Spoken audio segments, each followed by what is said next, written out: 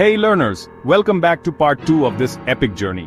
अगर आपको पार्ट 1 मजेदार लगा था तो भाई पार्ट 2 तो फुल ऑन ब्लॉकबस्टर होने वाला है। अब हम उस फेज में आ रहे हैं जहां नेशनलिज्म सिर्फ आइडियाज और रेवोल्यूशंस तक नहीं रहा, बल्कि पूरा गेम बदल दिया। नए देश बने, नए सपने बने और पूरी दुनिया में इफेक्ट फैल गया। तो तैयार हो जाओ इस रोलर कोस्टर राइड के लिए। एंड हाँ, वीडियो को लाइक करना, और अगर अब तक सब्सक्राइब नहीं किया तो भाई अभी कर लो, क्योंकि आगे और भी धमाके होने वाले हैं। जब लोग पॉलिटिक्स से बोर होने लगे तो इमोशनल एंगल आया, रोमांटिसिज्म। रोमांटिक आर्टिस्ट्स और पोएट्स ने नेशनलिज्म को सॉन्ग्स, पोएट्री, पेंटिंग्स के जरिए स्प्रेड करना शुरू किया। उनका मानना था कि रैशनल सोच से ज्यादा लोगों के दिल को टच करना जरूरी है।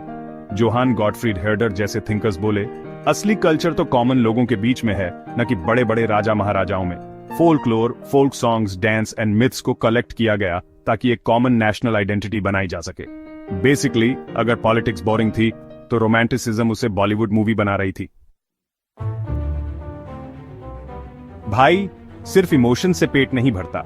1810s, 1840s का टाइम यूरोप के लिए बेहद टॉक्सिक था।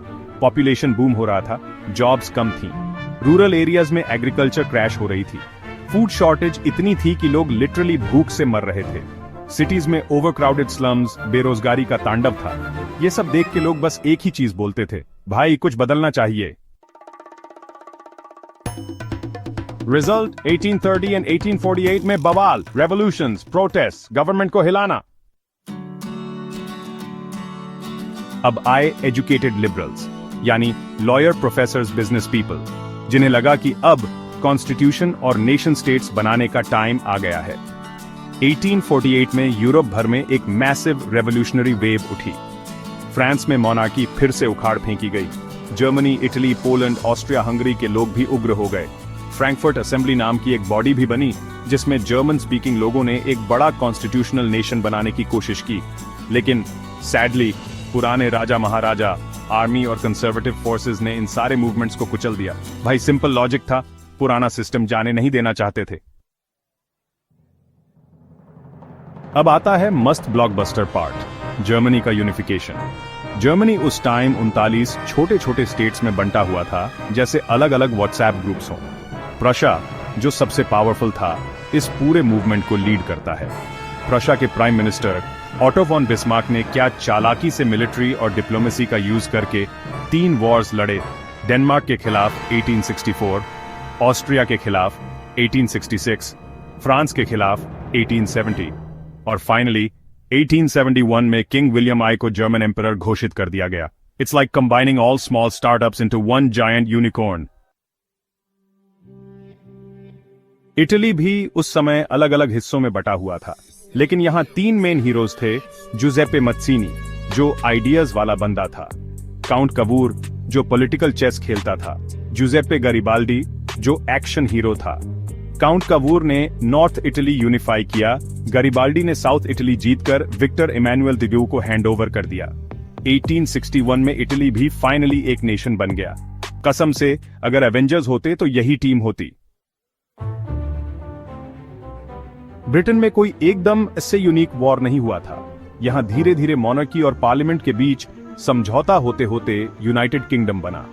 लेकिन असली ट्विस्ट था, यहां ब्रिटिश आइडेंटिटी बनाने के लिए अंग्रेजों ने स्कॉटलैंड, आयरलैंड, वेल्स को फोर्सिबली मर्ज किया। स्पेशली आयरलैंड को दबाया गया। तो भाई यहां भी सब कुछ एकदम फेरी टेल नहीं था। डोमिनेशन एंड सप्रेशन भी खेल का हिस्सा था।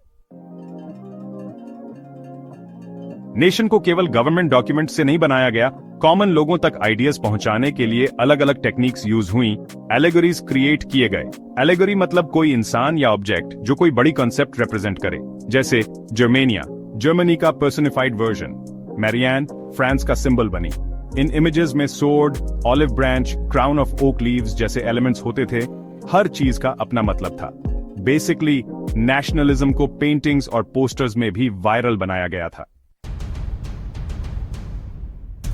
अब सबसे डार्क ट्विस्ट आता है। जैसे जैसे नेशनलिज्म बढ़ा, वैसे वैसे कंट्रीज ने सोचा, भाई अपने देश को ग्लोरीफाई करने के लिए दूसरों पर भी राज करना चाहिए। रिजल्ट, इंपीरियलिज्म का जन्म हुआ। ब्रिटेन, फ्रांस, जर्मनी, इटली, सबने एशिया, अफ्रीका जैसे कॉन्टिनेंट्स में कॉलोनीज बनाना शुरू किया। ये लोग बोले, हम तुम्हें सिविलाइज कर रहे हैं लेकिन असल में लूट रहे थे। रेसिज्म, इकोनॉमिक एक्सप्लॉयटेशन, वॉर्स, सब इस नेशनलिज्म के एक्सट्रीम वर्जन से निकले। तो भाई नेशनलिज्म अच्छा भी है और खतरनाक भी, depending on how people use it.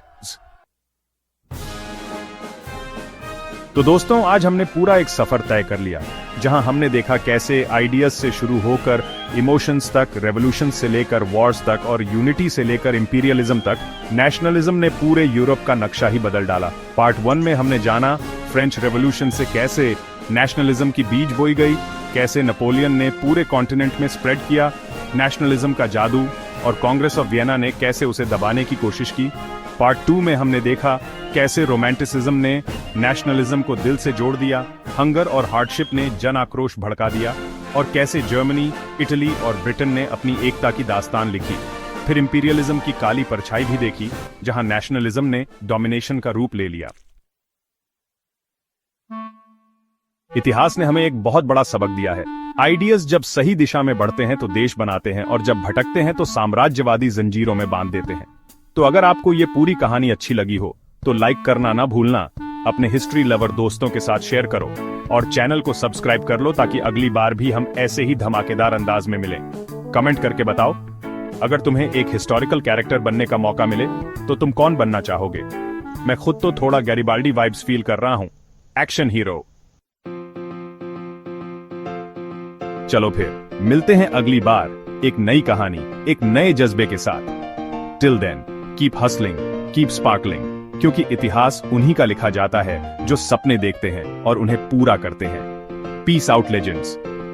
#history made easy, #digital revolution, #stay legendary।